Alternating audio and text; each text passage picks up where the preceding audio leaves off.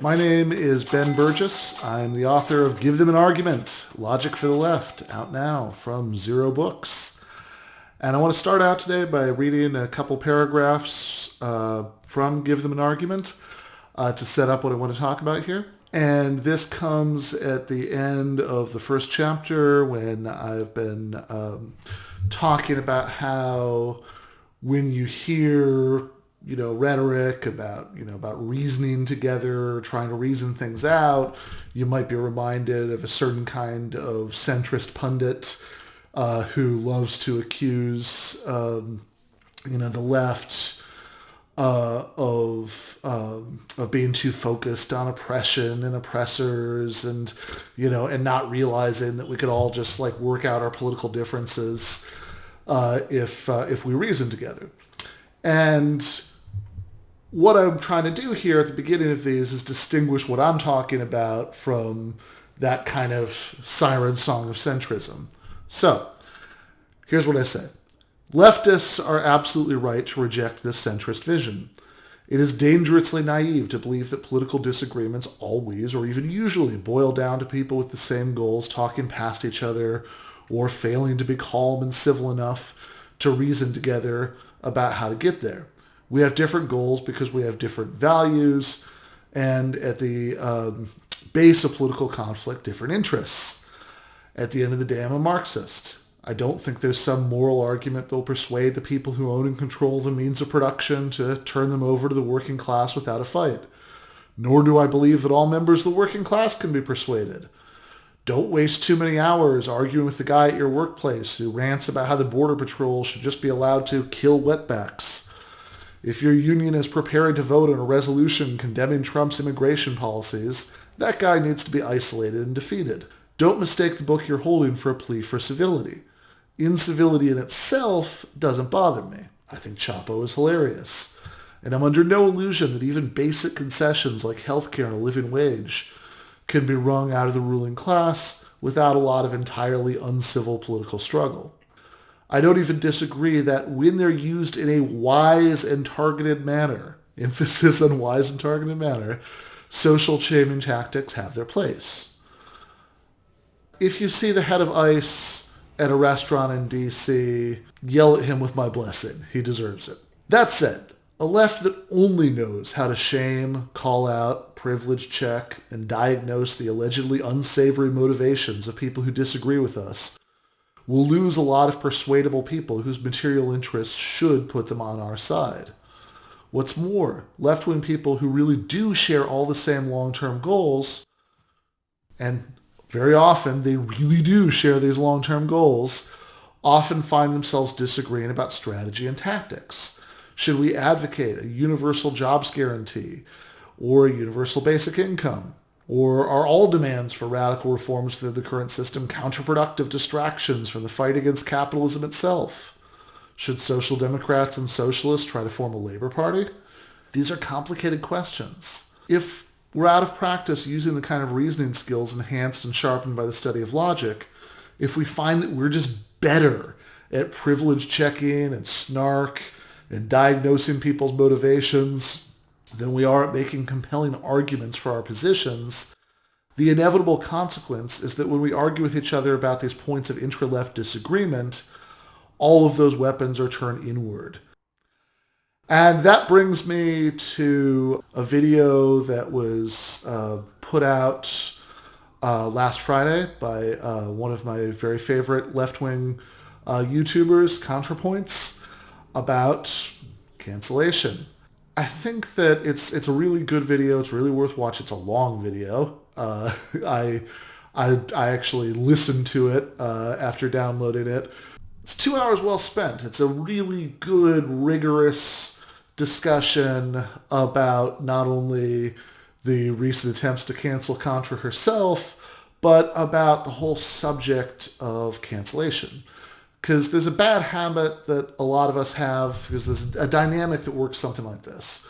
So bad faith right-wing critics talk about cancel culture.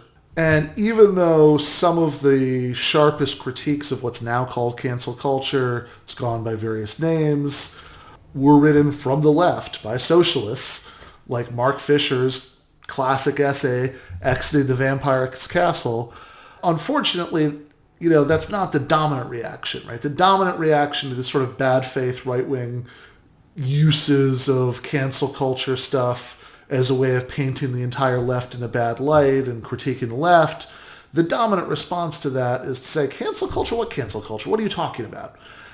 And of course, it's true that if what you mean by cancellation is somebody has been canceled, if their career has been destroyed and they have no friends left and no supporters left and no means of support, and they're just scrounging for, scraps of food and trash cans late at night, and everybody avoids making eye contact with them on the street, then cancellation isn't really a thing. And if what you mean by cancel culture is that cancellation is super common in the sense I just defined it in the larger culture, is like one of the leading causes of death in America or something, if that's what you mean, then no, cancel culture doesn't exist either.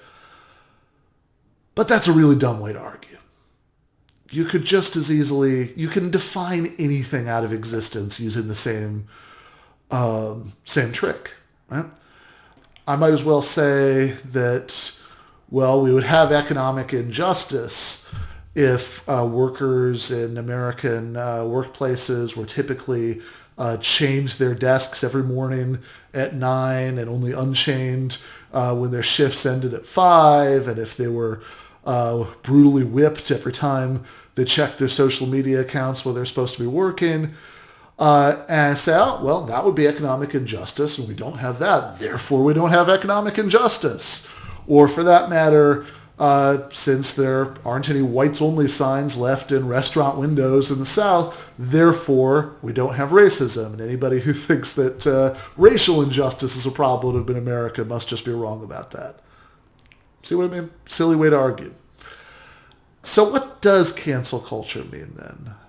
I think probably a more precise term for it would be denunciation culture or shaming culture. But we might as well use cancel culture because it's a well-established term. And remember, the people doing the canceling were themselves the ones who started using this phrase, cancel, to describe what they were trying to do. So even though it's, in a sense, it's a hyperbole, it's their hyperbole, so we might as well use it. And anyway, they'd probably rather be called cancel culture than the Vampire's Castle. What I take the phrase cancel culture to actually refer to is various cancel-y trends that are more of a problem in some parts of the larger culture than others. And what particularly interests me, logic for the left, is the influence of these cancel-y trends in the political subculture of the far left, because my primary concern about it is that it's deeply alienating to pretty much everybody who's not already immersed in that subculture. It makes us look really bad, and I don't want to make us look really bad because I want lots and lots of people to become socialists so we can win socialism. So I've already been talking for a little while, but I want to talk about the specific case of Contrapoints because I think this is a depressingly perfect example of what the issue is on both sides. I'm sure somebody watching this just heard me use the phrase both sides and with no regard for meaning or context, they're going to clip that out and decide that invalidates everything I said here, but both sides. Both sides. Both sides. Both sides. Both sides. Forging onward.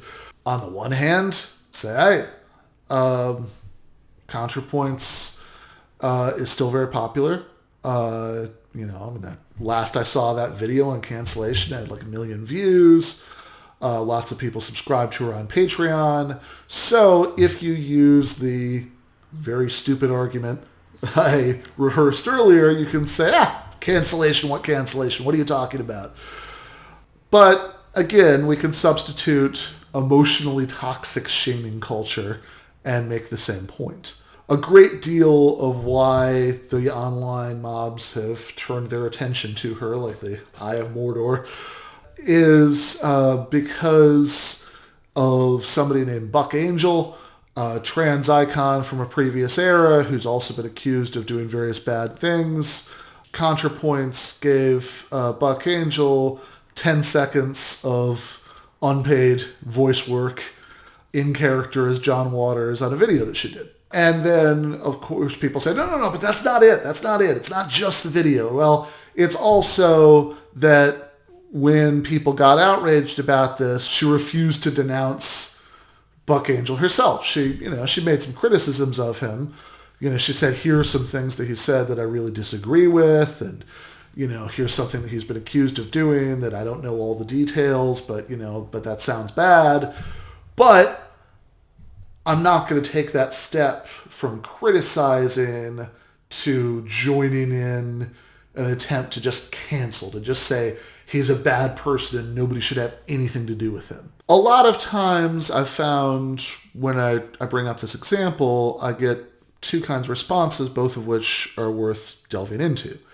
One of them is the kind of response where somebody says, you're a cis, in other words, a non-trans man, and a lot of the complaints about Buck Angel and some of the complaints about Contra herself, although I think she pretty convincingly demolishes those in the video, are about attitudes towards not even just trans people, but specifically non-binary trans people.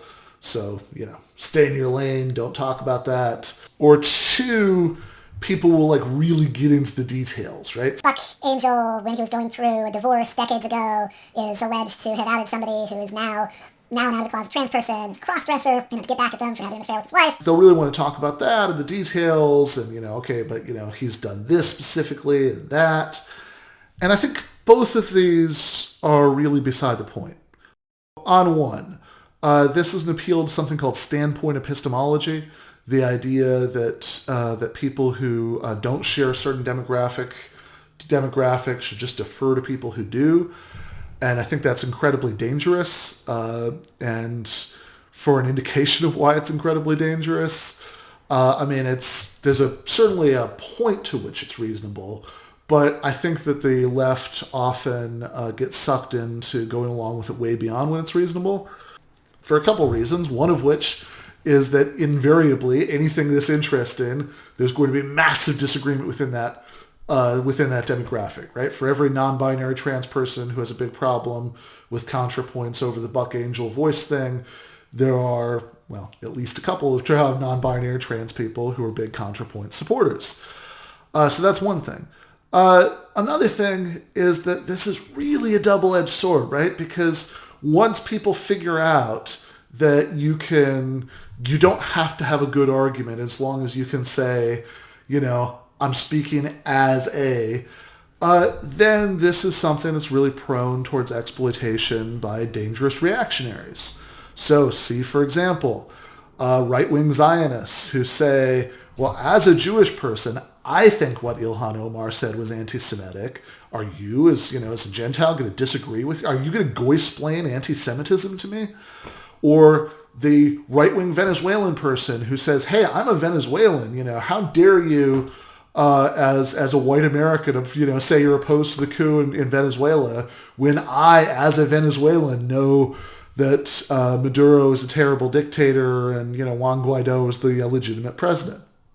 How about the details? Well, if the question on the table was what we should think about Buck Angel, then I think the details do become relevant, although I'm also not crazy about a politics that really focuses on the personal transgressions of individuals and, that kind of moral policing of that. Some of what he was accused of does sound bad, but whether or not that means that on balance he's a bad person, maybe it does.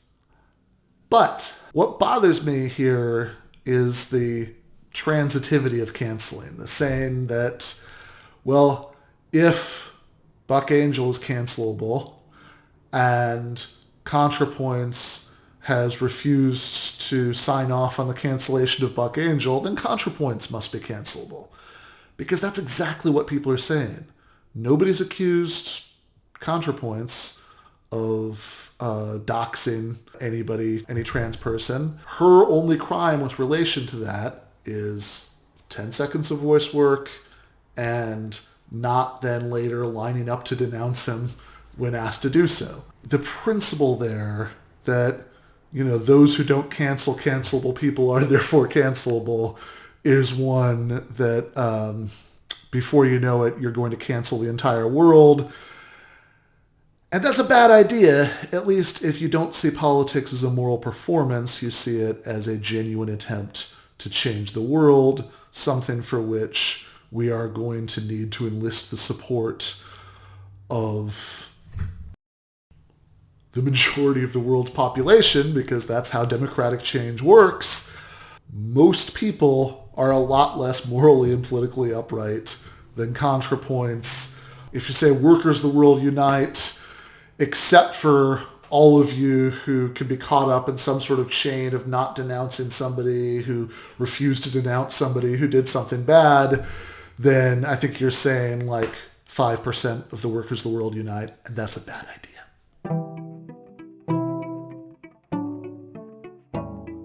Thanks for watching this Zer0 Books video. If you enjoyed it, subscribe to this channel and click on the notifications bell so that you'll be alerted whenever we release a new video.